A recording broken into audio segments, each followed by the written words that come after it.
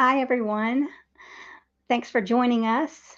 If you're here to find out about meat eating in Colombia, a journey from meat eating in Colombia to animal activists in the United States, then you're in the right place. We've got Luis Correal here, and my name is Mariquita Solis, and I'm excited to hear this story because I don't really know much about other countries, about activism in other countries, or even what other people think about eating meat. It's always good to hear a different perspective.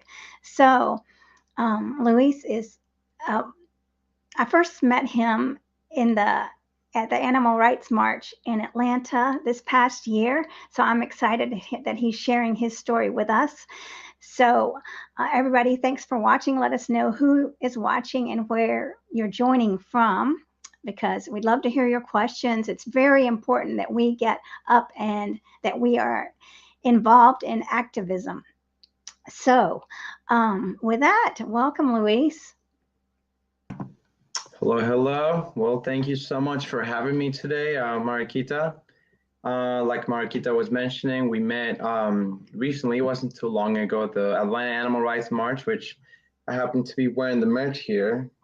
So happy that the march happened. The first time we had the march was in 2019 in November, around the same time that we had Veg Fest in Atlanta, because that's the reason why we did it during Veg Fest in Atlanta, is because we wanted people to come from out of town, had more of a reason to come out here and, stay here for a few days. And we had some activism around the march, around Veg Fest, and it just kind of, we figured it would be a good opportunity to have like a jam-packed week of activism and it went really well. Actually, it was the first time that I had organized a march with Chris Eubank.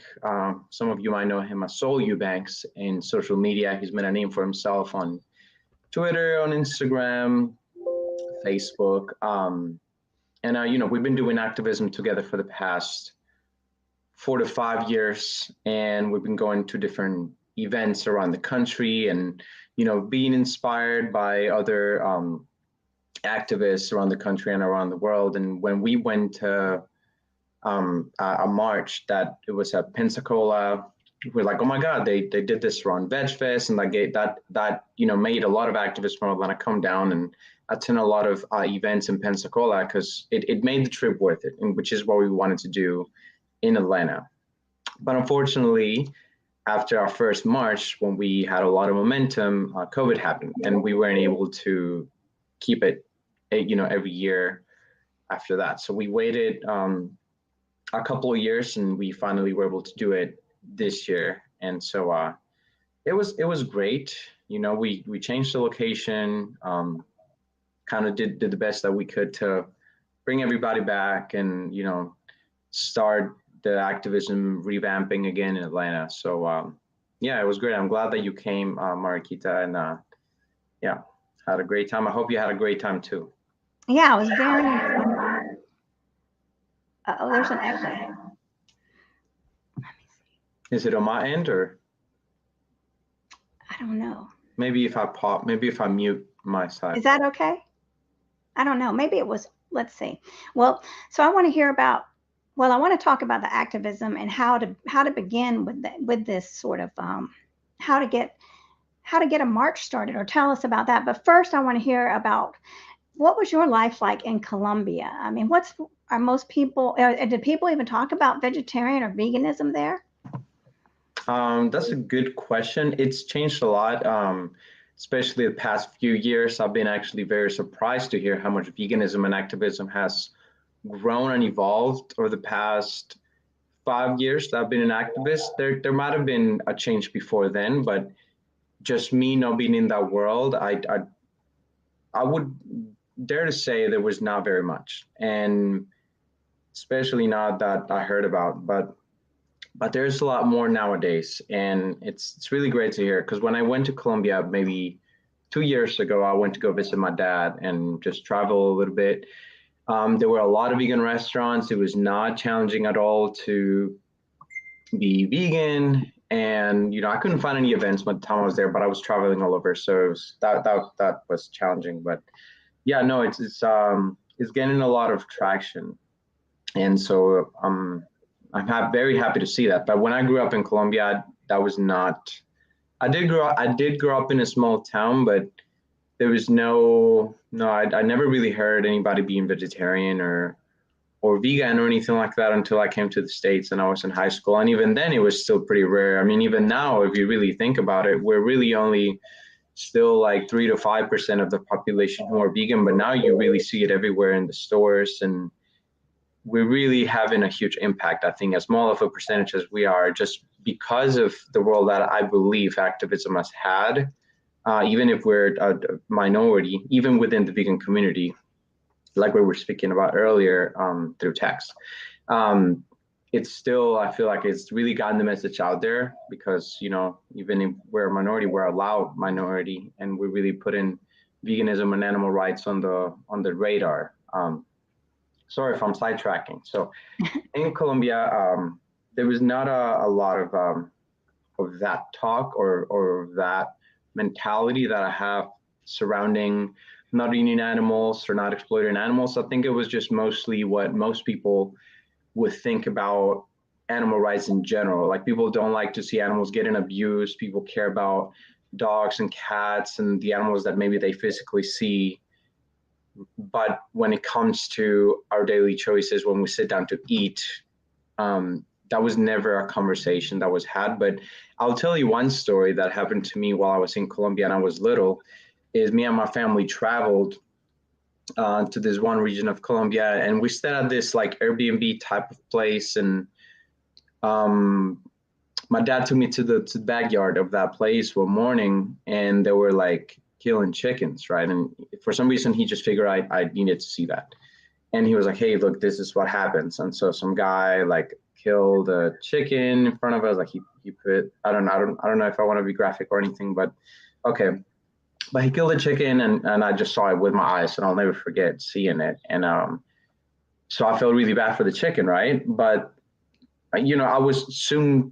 In other ways, I forgot it very soon because next day, and I didn't really connect the dots. I was very young, of course. Like, I must have been like 10 years old, but and I was, it was horrible, but it never crossed my mind that, like, we are the consumers, and that's the reason why that's happening, because we're paying people for that to happen. And obviously these industries work really hard to keep that in the dark, to keep that away from the public.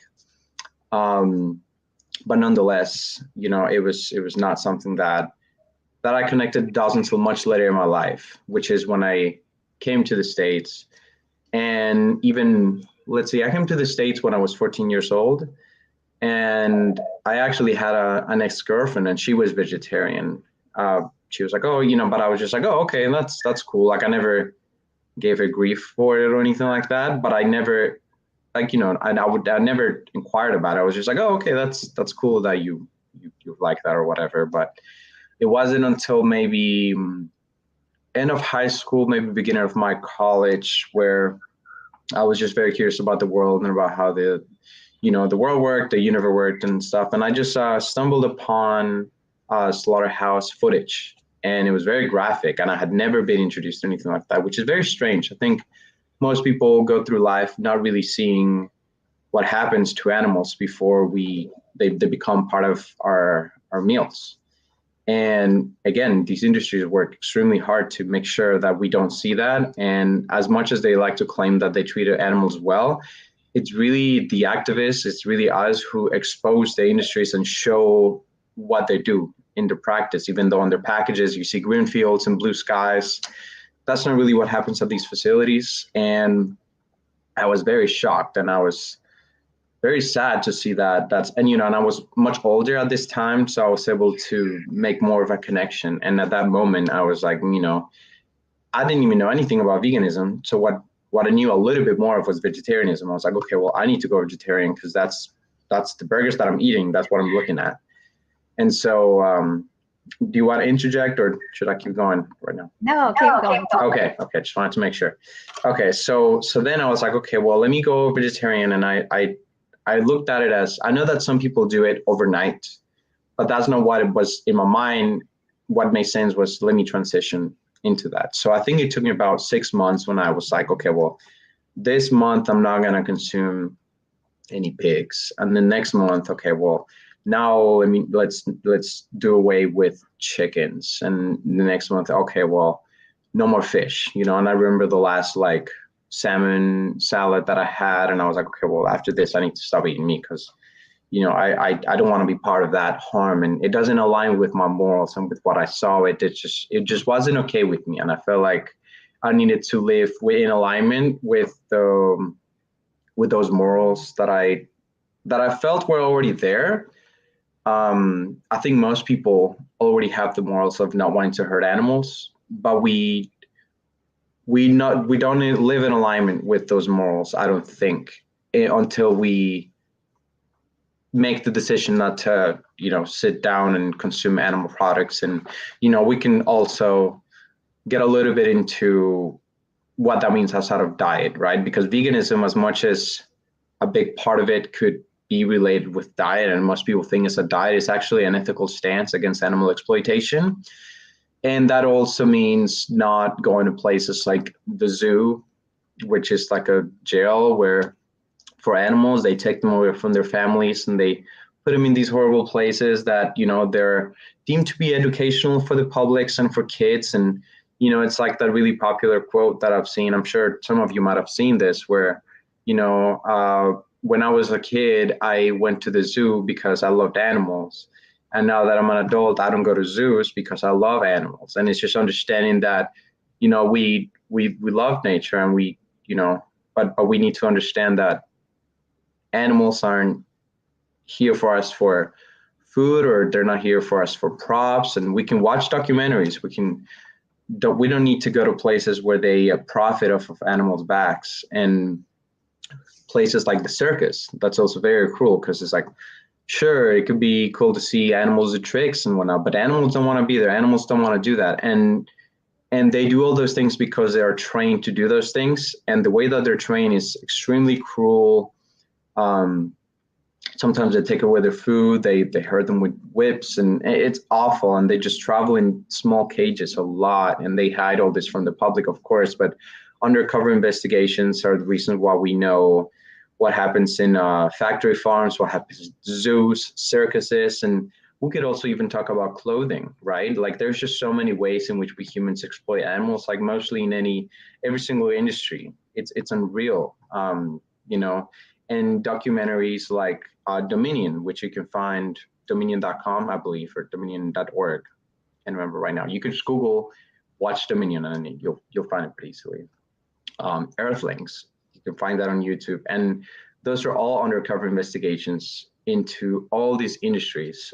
Like I was talking about the clothing industry, you know, wool, that we think, oh, sheep need to be shorn and whatever. Like, they have been bred to grow more wool on their backs, yes, but that doesn't justify us, you know, shearing them because we've been bred for them to do that. Because now all of a sudden they need to have that done, but like, we have bred them in that way, and it's just, we're exploiting them, we're using them as objects and as commodities, and it should not be that way, right? Like, that means tearing them away from their families, using what's on their body as a product, and most of the time it's in such brutal ways. Like, people just think that these companies care about animals, but the bottom line is they just care about making money, and animals end up just being products, right? Commodities, and they're not respected. They're not looked at as individuals, sentient beings. And I think a lot of time the problem is that we forget how much these animals are like our dogs and our cats at home, because we don't interact with them. Even personally, I didn't know that I thought about animals, sure, they're cute and stuff, like when I was little, but I never thought of it maybe like, oh yeah, they're dumb, or they're just food or whatever. Like, it was never a real conversation that I think it's so important to have, that just like, it's like a pig, it's a dog, it's a sheep, it's a snake, it's a boy, right? Like we are animals ourselves, and we forget that as much as, some people, if you come from a religious background, you may think, animals are here for us, but it's like, I think and I'm not too well versed in religion or anything else, but I know there is something along the lines of, we have dominion over the animals, something along those lines, right? But that means that we have a choice to either abuse them and subjugate them, or to look after them, right? To be kind of like shepherds and just leave them alone, right? Like it's not really that big of a leap as to us not needing to exploit them, because I think everything that has been wrong, that we have done wrong, is the belief that some lives matter more than other lives. And we have even done that to each other within our race. Like we have taken people from our own race, and we have had that belief system that some lives matter more than other lives. And now we have, become better as human beings, right? But we have neglected other brethren, other earthlings of this planet, and we have exploited them because we believe that some of their lives don't matter as much as our lives, right? Or our cats and our dogs. And so, I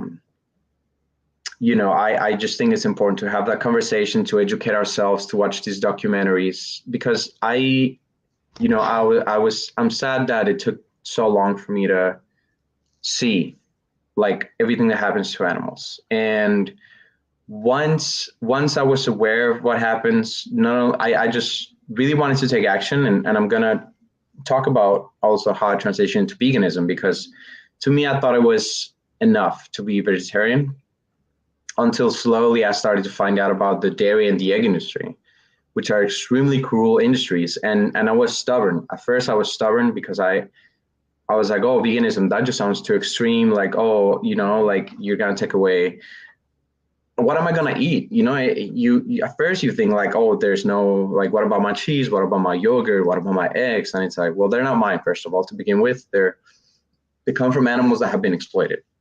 And then slowly I started to have a serious conversation with myself, like, well, I went vegetarian for ethical reasons. And so just the same way, I need to go vegan for the same reason.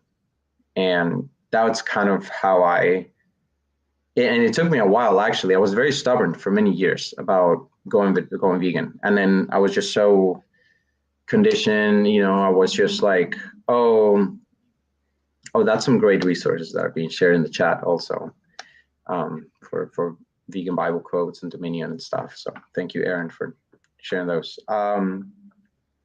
Yeah, and just like things were just so convenient, but once you really start to think about the animal's perspective, it's like that quote that says, being vegan is hard when you're thinking about yourself, but being vegan is easy when you're thinking about the victims.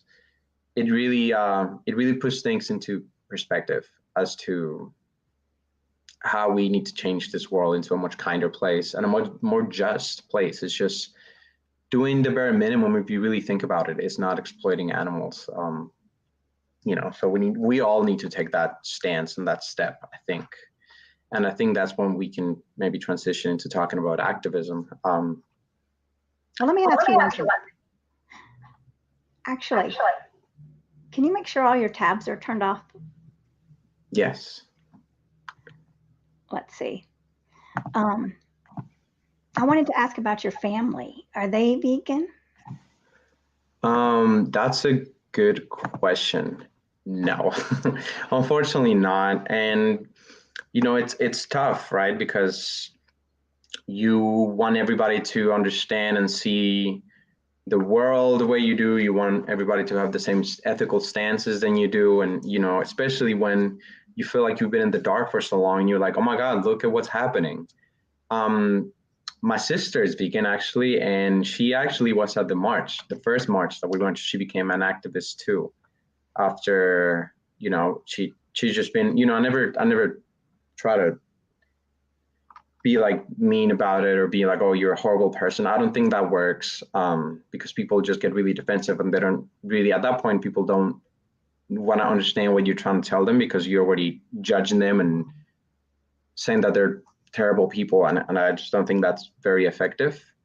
Um, but I've had conversations with family, and my mom watched Earthlings and stuff like that, and I try to get my dad to watch stuff and whatever, but you know, um, but no, nobody is. Only my sister. Oh, and I have a couple of cousins that went vegan, and now and then I have other cousins that reach out to me sometimes, but not very many. Just mostly me, my sister, and a couple of cousins. Okay, well, that's the way it usually is in Mm-hmm. all of our families, right? I'm lucky my brother and his girlfriend are vegan. And, Mm. I mean, I'm working on the rest of the family. So slowly but surely, I mean, Yeah. you never know, because I mean, someone made a good point when you were talking about the chicken, and let me show what they said. That moment where the chicken went to your subconscious, there, it's never forgotten, and that was Oh, like never. on the journey, right? Definitely. Mm-hmm. So, um, JJ's here watching with us, and maybe it's Claudia. I'm not sure, and Aaron. So everybody, thanks for these great comments, and let us know if you have any questions. Um, so let me ask you this. So how did you get involved in the marches, and what do you do? I mean, how big a setup is that? How long does it take to get that march going? I mean, is that, I don't know really anything about that. And I would love to help you. If you ever need help, please reach Mm-hmm. out to me. Okay, well, that's really great to hear, actually. Thank you for that. And yeah, that's a good question. And I think everything that you start doing as an activist slowly starts to help you do something as big like a march. And in back in 2018 is when I became an activist, and that's really when I took veganism itself more seriously. And I just felt that if I started, when I first became an activist was because I started watching some activist YouTubers, Joey Carbstrong and Earthling Ed were my two very huge inspirations for me to become vegan, because I started watching that stuff and I was like, yeah, I agree with you guys 100%. And that got me really fired up. And I was like, well, I'm not fully vegan yet. So I can't, well, no, that was 2017. So I was like, that would be completely hypocritical. I can't do it. How am I supposed to help people not to do the very same things that I'm doing? So I need to get my stuff aligned first. So I was like, well, that's it. New Year's 2018, I just went vegan, and I was like, I'm gonna start doing activism, because that's gonna help me, find a community, and also help me really be thinking about the victims more than not. So that's when my journey started. And so I started attending to some cubes in Atlanta. And I guess maybe some people might not know what a cube of truth is, but basically with an organization, we're a nonprofit right now called Anonymous for the Voiceless. What they do is they set up a cube and with people, right, made out of people. And we're all wearing black, wearing anonymous masks, um, and holding signs, like, truth, signs that say truth, and TVs, so that we can show the public footage of what happens inside these slaughterhouses and, behind the circuses and the zoos. And we have conversations with people. And we use the Socratic method, and we ask people questions about what they're seeing on the screens, so that they reach their own conclusions about us seeking animal liberation based on the questions that we ask them, so that we basically allow them to reach those conclusions themselves based on their own moral system. And if they have something that, we basically hold people accountable so that they justify why they support these industries. And at the end of the day, there's not really a winning argument against veganism when it comes to justifying exploiting sentient beings. Well, what's one of the questions? So, for example, like somebody approaches a cube, and you ask them, have you ever watched this kind of footage before? Because like I spoke about before, a lot of us grow up and we're adults and we're 30, 40, 50 years old, and we've never seen that footage. So that's the first question we ask. Have you ever seen this footage before? They could go yes or no. Maybe I've seen little things here and there. And So we're like, how do you feel about it? So that, we really tap into that part of them that, how does this make you feel, right? Like watching this horrible footage. And most people obviously say, oh, this makes me feel terrible. And then, you ask them like, hey, how do you feel about animal abuse? Are you against animal abuse? And if, that's kind of like when it starts to get interesting, because people are like, well, no, but then you're like, well, do you consume animal products, or do you do these things that happen on the screen? And, they say yes. And, some people might become defensive, or some people might be open and they're like, yeah, I do. And you're like, well, then you start talking to them about like veganism and animal rights, and then you start questioning the belief system, which is something that people don't think about very often. Like we talked about, it's not a conversation that it's normally had. And so this is a way to start getting people involved in that dialogue. So they start questioning their own belief systems. So they start understanding that their very day-to-day decisions are the reason why this happens, right? If there wasn't any consumers, this wouldn't be happening. So ultimately, we need to, instead of pointing fingers at the corporations, which obviously they're very like it's very evil what they do and how they treat animals, but ultimately we need to take it on our hands and say, this is happening because we have allowed it to happen by partaking in the horrendous practices that these industries have. And then we give them a card with resources so they can learn more. Well, that's great. I've never done that, but I've been with the Georgia Animal Rights and Protection, to the protests at the aquarium. I know that some are coming up here at the aquarium, and then the fur protest, I've done that, and circus protest. That's so sad. People just stare at, I just remember being stared at, and I don't know if they're like in shock, it's very rare that someone would come up to me if I was holding a sign, but that's okay, because they saw the signs, and it did make them, it sparked curiosity, and it made them question their values. Some people probably never even thought about that. I didn't think about that when I went to the circus. I used to think, oh, I love animals, right? I can't wait to go to the circus. The same thing you were talking about. So yeah, it's that disconnection. Yeah, So and you never know how much of an impact you're having, because it's hard, right? Because you don't have people coming up to you, even if it sparks something inside of them. They just see it. Maybe they don't want, they feel embarrassed, or they feel like, oh, they're gonna judge me, or they feel like, oh, they're just intimidated, right? Because it's like a group of people, activists, and oh, they're crazy vegans, whatever. Like they may have a bunch of misconceptions about who we are and what we're doing, or whatever. But a lot of it is just planting seeds that it's hard to quantify, right? Like how much of an impact we're having with our actions. But it's kind of like what Regan said. Rest in peace. She said, I don't know if. tell everybody who that is. Yeah, so Regan, I believe her last name is Russell. Regan Russell, I believe. She was an animal rights activist, I believe, from Canada. And she was an activist for a very long time, like I think 40 years or something like that. I'm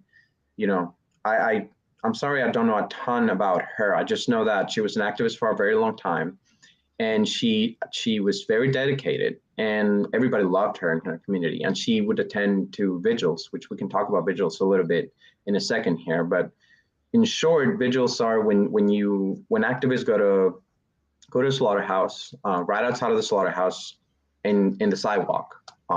So just where it's legal, you're not breaking any laws or anything, and you're what it's called, you're bearing witness to the animals when they're going to their last stop, which is a slaughterhouse. So they're being driven in these really big trucks. I'm sure a lot of you have seen them in the highway, where the animals are taken to the slaughterhouse. And so we're basically there with signs for the slaughterhouse workers, for the public, and just to let the animals know that they're being seen, they're being acknowledged for the last time, and we're fighting for them. And it's also a great way for us as activists to see who we're fighting for, right? For these animals that unfortunately we can't do anything about, but we can take pictures and videos and show them online, and have that spread to see, these are the animals that you eat. These are the animals that get to your plate. And so we do a lot of that worldwide. So, but Regan was attending to one of these vigil, a pig vigil, and she unfortunately, very sadly, she got ran over by a truck, by a slaughter truck. And I don't even think the trucker is going to prison at all. I think he's like on probation, and he's still allowed to drive the trucks. And it's just really unfair, absolutely unfair, because she was, so some would say just murder in cold blood. And gosh, it's just awful. Oh, Jill Phipps. I'm not sure I know Jill Phipps. Apparently the same thing happened to Jill. I'm so sorry to hear that. It's just tragedy. These are tragedies, and these are people that, are just so peaceful and valiant and just doing a great thing for animals. And just horrible things can happen sometimes. But we all came together for Regan, and everybody paid a lot of respects to her and whatnot. But that's a little bit about Regan. So the quote that I was thinking about that she said, that I saw floating around online, was something to the effect of, I don't know if doing activism does any good, but not doing anything at all will definitely not do anything. So, when we do activism, it could be very frustrating, right? Because we're like, oh, does it even matter? Do I even have an impact? Am I even, and like a lot of times as activists, which is why it's so good to have a community, is just knowing that we're all in this together, and we're just fighting for what's right. And even I remember one time I went to ALC, which is the Animal Liberation Conference in California that DXE puts on. It's a wonderful conference. One of the speakers asked, who here thinks they're not doing enough for the animals? And nearly everybody raised their hands, me included, because the industries that we're fighting against is just an uphill battle, and sometimes it just feels like you're never doing enough, no matter how much you're doing. So that's why it's so important to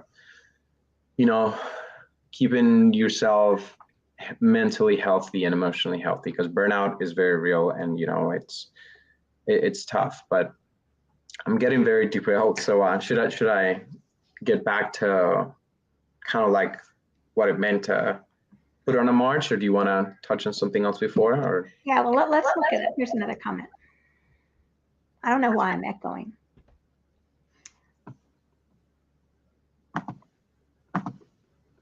So, yes, I don't want to read it. I want to read it. It's absolutely not understandable that people who see what happens already outside the slaughterhouse don't stop the notorious lifestyle. They would rather die with cancer, high blood pressure, thyroid failure, open legs, and a rotten pancreas. I know. Well, so we're going up against. We're going up against like your family, my family's from Mexico, and these traditional beliefs. And the standard American diet, we're going up against that. And then we're going up against the addictions of food. Knowing that cheese and dairy is so addictive and the meat is so addictive. It's a very big thing. It's not just change the diet, it's change everything. And of course, it can be overwhelming to people. And it like that journey of how long is it going to take for someone to say, whoa, I finally see what's going on. I finally see that, make the connection between this eating that everyone's doing. Why are cancer rates going up? Why are the children getting so, that we've got children at 10 years old that have their cholesterol levels are like 45-year-old. Their veins are just, it's really, really sad, that what's happening. And it's getting worse because processed food is getting worse. Processed meats, that's a type A carcinogen. And we're giving those to our kids every day, and they're so addictive. And I just talked to someone the other day, and I don't remember who it was, but they said, my little grandkid can't only eats chicken nuggets, right? Pizza, or something else. It was all just junk. I mean, like these 4 things this little kid would only eat. And so it's very, very sad because we don't know the damage we're doing to our young children. And they're on the way to heart disease. They're on the way to cancer. They're on the way to stroke. And it's addiction. It's really, really sad. So here's another quote that someone is saying. Oscar Romero said, "For many people, flesh meat is their God." Well, yeah, I mean, it's sad. I mean, that's again the addictions again, and it's really sad. It breaks my heart for my family members and for my friends that I know that are just eating this way and what's happening to them. It's scary. So yes. So let's talk about back to the activism. And I want to make sure to say this that about only, I think it's only 1% of vegans are activists. So if you're watching this and you don't know where to start or you're not doing activism, please reach out to us because we want to help you. Reach out to me. I have a lot of people in my group. I have a Facebook group, Empowered Vegans. Voices of Strength for Mother Earth, that can help you. I also work with We Did It Health community, that we're also working in that community to promote whole food, plant-based living and vegan lifestyle, right? To bring these 2 communities together because there's a lot of fighting between whole food, plant-based people and vegans. So we're working to bring everyone together because we're all trying to save the planet and the animals. I had a lot of people that were whole food, plant-based that didn't realize what was going on with the animals. So now they call themselves vegan. So being kind, like you were saying, right? And not blaming or not judging is crucial. And so here's another comment. This might be Claudia, I'm not sure. Many French animal rights activists are not even vegetarian. Louis Schweitzer, who has a whole animal rights organization, still eats meat. Yeah, it doesn't make sense. And, when you think about the veterinarians that are eating meat, it doesn't make sense. It's not in alignment. So thank God you were able to see I'm not in alignment. That's a tremendous awakening, especially for a young man, Luis. So, I mean, here's the applause for you. Definitely. And so let's talk about back to the activism. You don't have to talk about animal rights march, but we could. I mean, how hard is that? How many people do you need to have that? And is there a certain amount of people that need to march, or can you just do a march with 10 people? What would you say to that? I mean, like for someone who wants to put together a march, what would you tell them? Right. Yeah. Sorry, I just keep getting sidetracked because what I really just wanted to say with when I keep getting sidetracked with different ways of doing activism, I just don't like bringing something up and then not explaining it. But so, all the activism that I've done over the past, 5 years is what helped me to put a march together, just doing a lot of organizing and seeing other people, how they run things. And so now we can, before I get sidetracked again. So me and Chris, we're doing, a lot of activism like the cubes and the vigils and all kinds of different protests and stuff. And so when we saw the march in Pensacola, Florida, and in Chicago, we were very inspired to put on our own march in Atlanta. And so we weren't really sure where to start necessarily, but we knew we wanted to do it. And we were just thinking about, okay, well, what exactly do we need to do? We need to get a permit. We need to find a route. So we were like, okay, well, where's our route going to be? And so the first march we had in 2019, it started at Woodruff Park. We're like, okay, well, people can be there and we can have the speakers there. And we started to visualizing what it would look like. So we would just have, I think it's really important to find your team, right, of people that you trust. Like at the beginning, it was just me and Chris, and then we actually teamed up with GARP. So a couple of people from GARP were part of the March team on 2019, Melody and Julie, which are amazing people. They've been doing so much work for animals for so many years now. So shout out to GARP. And we were with Ryan. He works for the Humane League. Ryan was also part of the team. He was part of the team recently too. And so you find your team of people and you start having meetings, right? You start to brainstorm with people who these people have been our mentors, Chris and I's mentors, and people that you look up to, or people in your community, or whoever you think could be helpful for you. And you start brainstorming about, okay, well, where where would be a good route, and okay, well, who in the city do we need to talk to get a permit for the march?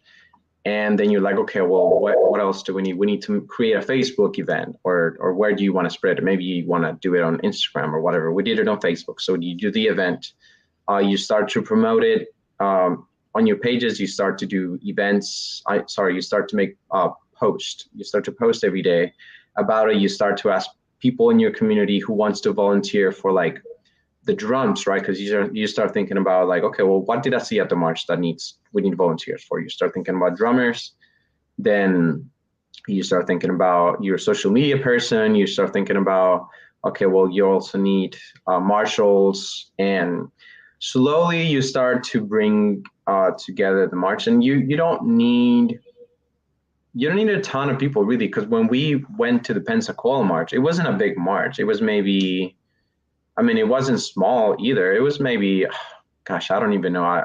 Maybe it was like 50 or 70 of us, and you just start where you can, whenever you can. And that's something that people should also think when they do activism. You just start where you are, and you do little things where you can. And in a march, what I really like about a march is also it's so fun and so exciting for people that maybe have never done activism. So, people who may not even be vegan, they just come out and it's a good way to expose them to the vegan and animal rights message. And that way, we inspire those, and, that way it's just so exciting to march and, just walk down the street with a message, and you never know the people that you're inspiring. And in 2019, we got media coverage. So that's something else that you want to do when you do a march. You try to pitch it out to the media. So we had that, and we got somebody to come out, and we were in the news, and it was really great. The first march we did, it was almost 300 people. And yeah, it was definitely very exciting and empowering. Somebody even proposed to their significant other at the march. That was really cool. But yeah, no, it was really great. And that's a little bit of what it takes. I know it's kind of like just on the surface, but that's how you start getting started. And how long do you need to how long to prepare? That's a great question. I think the first one we did maybe 6 to 8 months, I would say.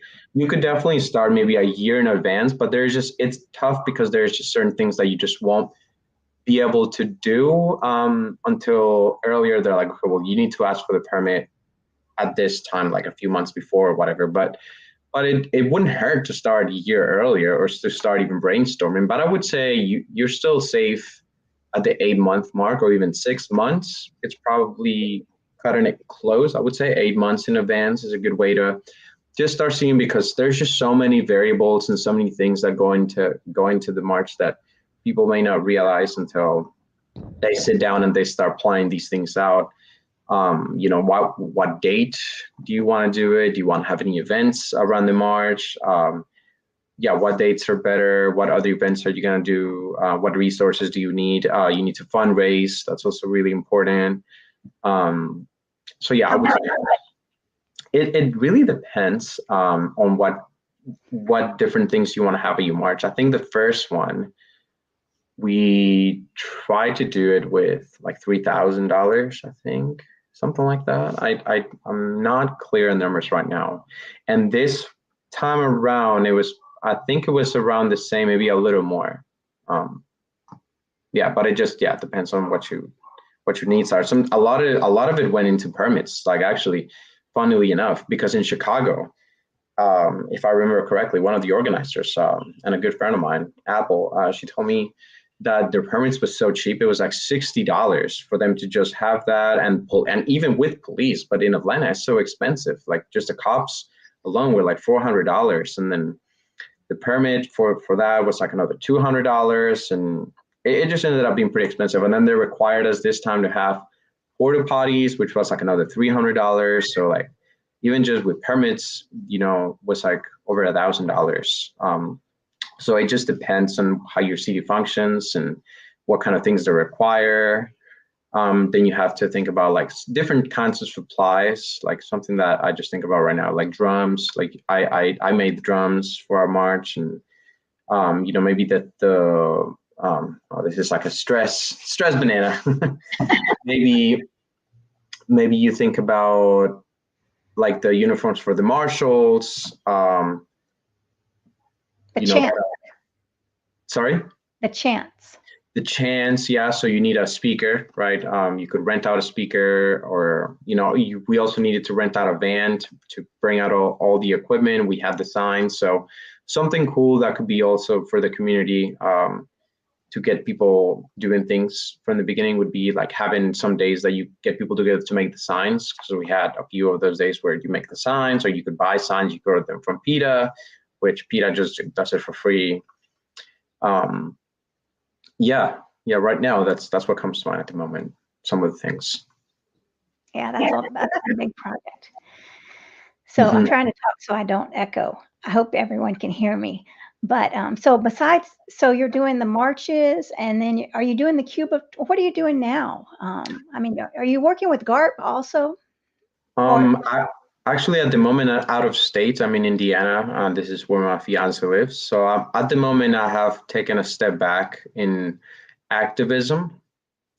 We are already talking about the March though, the next year. Like even as soon as the March ended, we were like, okay, well, when are we gonna meet again and start planning for the March next year, and just trying to see in what direction we want to take the March. So we might actually collaborate with GARP. GARP might actually end up, you know, taking over the March, but we're not sure yet. We're still making decisions around, who's gonna put on the March and stuff like that. But so the March is planning the March already for the next year, because like I was saying, it never hurts to plan ahead, even as far as just 1 year. Although now it's crazy how time has already flown by since the last March. It was November, I believe, and now I think we are like 6-7 months out. right. But that being said, with I'm also planning something with Chris Eubanks, because now he a lot of you guys know him. So Eubanks, he has a nonprofit, Apex, and so that Apex. Oh, what does it actually stand for? I know that what Apex does is basically it encourages activists of color to become activists, right? Because we want to kind of unite everybody in the community, and that people of color and people who maybe don't feel like their voices are heard as much. And also Apex works a lot on being intersectional. So basically understanding that animal rights is just another social justice fight, just like any other human rights fights. So that's kind of like what Apex is about. And there's something that a project. Now we're just now on the planning phases of this project, is to bring non-vegans into a week of activism, so that they can kind of see what it's like. And also these people that are non-vegan are going to be people who are already fighting for other human rights issues. And so I really like that, because it's basically bringing people from different camps of social that are doing other social justices. So they already have the mentality of like being an activist, fighting for what's right. But now they're going to get the perspective of like, okay, well, animal rights is also important, and we want to show you how that interlaces with other social justice movements. So that right now we're in the planning phase. So I don't know to what extent I'm allowed to speak on that, because so I don't want to upset Chris. Right. Yeah. So I'm echoing now. Can you mute it just for a second? Yeah. All right. Maybe that helps. So yeah, intersectionality is a very good thing. So many people understand how many issues are just one fight, right? Yes, just one fight, because if we're all together in this universe, I mean, any part of us, any part of this planet, if we hurt one part, if one part's hurting, then we hurt. We might not see it. That's disconnection, right? But when we're connected, to all, just like my whole body, right? If my foot's hurting, it's going to affect the rest of my body. So we can't, I mean, this thing where we disconnect from other people, like you were talking about, and then we disconnect from the animals, this disconnection is hurting ourselves and people don't see it. So it's, I mean, we've got to get the message out there. And I want you to tell us about burnout, because I liked it that you said that you were taking a little break right now. And that is so important because people feel guilty a lot of times and they don't want to take the breaks they need. And we all have to take breaks and we have to celebrate, like celebrate that great job that you all did, you and Chris and Melody and Julie and the rest of GARP for this. For our march. I mean, celebrate and rest and then get ready to go on because we can't do it if we're always just going, going, going. So could you talk a little bit about that? Yeah, for sure. I think there's a lot of guilt associated with taking breaks, and especially that is because, just kind of like how I was talking about earlier, is that we feel like we're not doing enough for animals. So thinking about resting comes with like a lot of guilt, like, oh my God, so, does that mean that now I'm doing even less for the animals? Now I'm not, doing what I know is the right thing to do. And you feel like you're kind of going against your own like values of doing what's right and whatnot. But it's extremely important, like you were talking about, because if you aren't able to rest and look after your own needs emotionally, mentally, and physically, doing your hobbies and being with people you love and just um, things like that, it takes a toll on you as an activist, and you may just end up not doing activism for a very long time, or that kind of thing. So I think it's really important that we're able to somehow find a way to find a balance, so that you don't become consumed with just doing activism and thinking about animal rights 24/7, because that's important, and as crucial as it is, you need to be able to not let yourself get lost in there, because then you're miserable and you're not as efficient as you could be, and then you would doing it out of guilt and not out of like just the passion that you have for animal rights. So just making sure that you're constantly checking in with yourself, like if that is once a week, or if you have someone that you can talk to, like maybe another activist or a family member, that you could ask them like to check in with you every now and then, because it's easy to forget, right? To just keep going and forgetting. And something that you could use, even the animal rights world, that could help you kind of like replenish, is going to sanctuaries, because sanctuaries are they're such beautiful places, like for animals, because you could go to a vigil or see where the animals are taken in slaughter trucks and whatnot, and you're just so heartbroken, and then you can go to a sanctuary, and these are places where animals are looked after. These are places where animals that were going to go to a slaughterhouse are now living their best life, and looked at as sentient individuals whose lives matter, and who are not there to be profited, or who are not there as seen as like objects or anything. They're there kind of like how you would have your cat or your dog at home. They're there to live the remaining of their lives. And people are just so surprised how long some animals live in comparison to how little they live in these industries. Like all the animals that are in the industry, for example, a cow, a cow will live 3 to 4 years in the dairy industry. But in real, like if she's looked after, it's like 15 to 20 years. So these places, you go and you see animals being happy, just being at peace and just living their life. And you get to interact with the animals and get to know the different kind of animals a little bit more, observing them. And, if the animals are friendly, you can interact with them a little bit more. If not, you can just watch them and stuff. And that's a good way to replenish your activism juice, and just doing things that you love, and being with people that you love. And yeah. Well, that's a great way to remind people, definitely. So I see that we're coming to the end of the hour, and so I really want people to know where to reach you and to tell, what I mean, give us your last final words about what you want to, make sure that people hear where they can reach you, or the places they need to go to get help or to learn. Sure. Yeah. So I'm not on Facebook right now, but you could find me on Instagram at suave_passion. That's my Instagram. I have a lot of activism posts there, a lot of the actions that I've done, and a lot of the things that I have organized. And feel free to reach out and ask any questions. And there's some really great resources. Like if you're watching and you're not vegan, you could um, go to what is that called? What is that one called where they help you go vegan? Is it Challenge 22? Thank you. So Challenge 22, and I was a mentor with them for a couple of years, and it's a really great resource for people to get introduced to veganism and have a mentor and have a follow-ups and have resources online and recipes and just learning about animal rights and it's very, very helpful. So challenge22.com is a really great resource. There's another page on Instagram, the AAM, Animal Activism Mentorship. Great resource to learn if you're already vegan and you want to become an activist. You get your own mentors as well, and they're wonderful.